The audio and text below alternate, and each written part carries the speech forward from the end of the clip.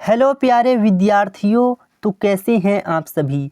आज की इस क्लास में जीव विज्ञान से संबंधित 10 ऐसे महत्वपूर्ण प्रश्न लेके आया हूं जो कई बार परीक्षाओं में पूछे जा चुके हैं। तो बिना देरी किए हुए प्रश्न संख्या 1 से शुरू करते हैं।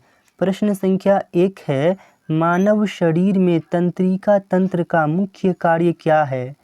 मानव शरीर में तंत्रिका तंत्र का मुख्य कार्य क्या है। विकल्प है ऑक्सीजन का परिवहन, संचलन पर नियंत्रण, हार्मोन का उत्पादन या इनमें से कोई नहीं। तो प्यारे विद्यार्थियों, इस प्रश्न के सही उत्तर की बात करें तो इस प्रश्न का सही उत्तर हो जाएगा संचलन पर नियंत्रण।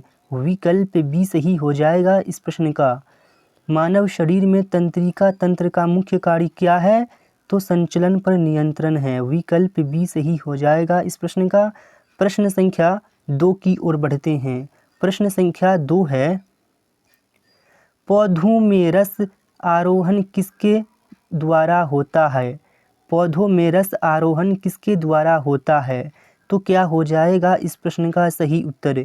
पौधों में रस आरोहण किसके द्वारा होता है। तो प्यारे विद्यार्थियों, इस प्रश्न का सही उत्तर हो जाएगा जाइलम वाहिनियों के द्वारा। विकल्प डी सही हो जाएगा इस प्रश्न का।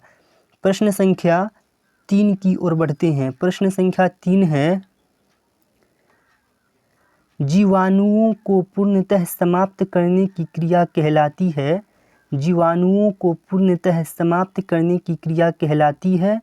तो प्यारे विद्यार्थियों, इस प्रश्न का सही उत्तर हो जाएगा विकल्प डी निर्जर्मीकरण। विकल्प डी सही हो जाएगा इस प्रश्न का। जीवाणुओं को पूर्णतः समाप्त करने की क्रिया को निर्जर्मीकरण कहते हैं। विकल्प डी सही हो जाएगा इस प्रश्न का सही उत्तर। प्रश्न संख्या 4 की ओर बढ़ते हैं। प्रश्न संख्या 4 है, प्रकाश संश्लेषण में पौधों द्वारा निम्न में से कौन सी गैस उपयोग की जाती है। तो प्यारे विद्यार्थियों, क्या हो जाएगा इस प्रश्न का सही उत्तर। तो प्यारे विद्यार्थियों, इस प्रश्न का सही उत्तर हो जाएगा विकल्प बी कार्बन डाइऑक्साइड। प्रश्न संख्या 5 की ओर बढ़ते हैं। प्रश्न संख्या 5 है, हरे फलों को कृत्रिम ढंग से पकाने हेतु प्रयुक्त गैस है।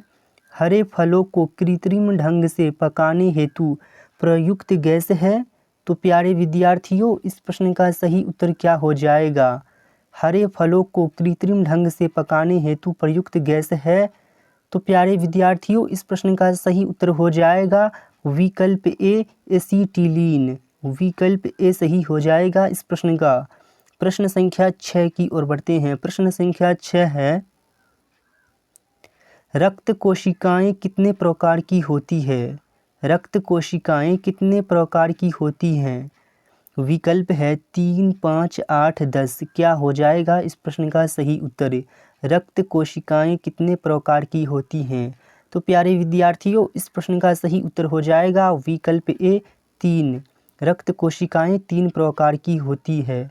प्रश्न संख्या 7 की ओर बढ़ते हैं। प्रश्न संख्या 7 है, धमनियों में रक्त दाब शिराओं की तुलना में होता है। कम, अधिक या कभी कम कभी अधिक या इनमें से कोई नहीं। तो प्यारे विद्यार्थियों, क्या हो जाएगा इस प्रश्न का सही उत्तर। धमनियों में रक्त दाब शिराओं की तुलना में होता है। तो प्यारे विद्यार्थियों, इस प्रश्न का सही उत्तर हो जाएगा अधिक। विकल्प बी सही हो जाएगा इस प्रश्न का।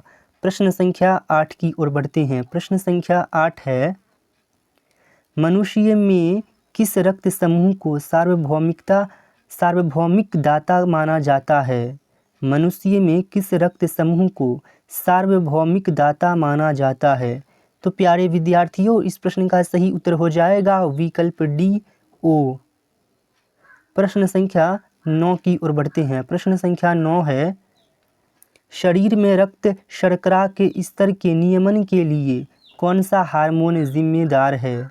शरीर में रक्त शर्करा के स्तर के नियमन के लिए कौन सा हार्मोन जिम्मेदार है। तो प्यारे विद्यार्थियों, इस प्रश्न का सही उत्तर हो जाएगा विकल्प ए इंसुलिन। प्रश्न संख्या 10 की ओर बढ़ते हैं। प्रश्न संख्या 10 है, पादप कोशिकाओं में क्लोरोप्लास्ट का क्या कार्य है?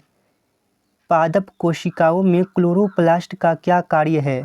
तो प्यारे विद्यार्थियों, इस प्रश्न का सही उत्तर हो जाएगा प्रकाश संश्लेषण। विकल्प सी सही हो जाएगा इस प्रश्न का सही उत्तर। तो प्यारे विद्यार्थियों, आप लोगों ने इन 10 प्रश्नों में से कितने प्रश्नों का सही उत्तर कर पाए हैं, नीचे कमेंट बॉक्स में के बताइए। मिलेंगे जल्द ही किसी अगली वीडियो के साथ। धन्यवाद।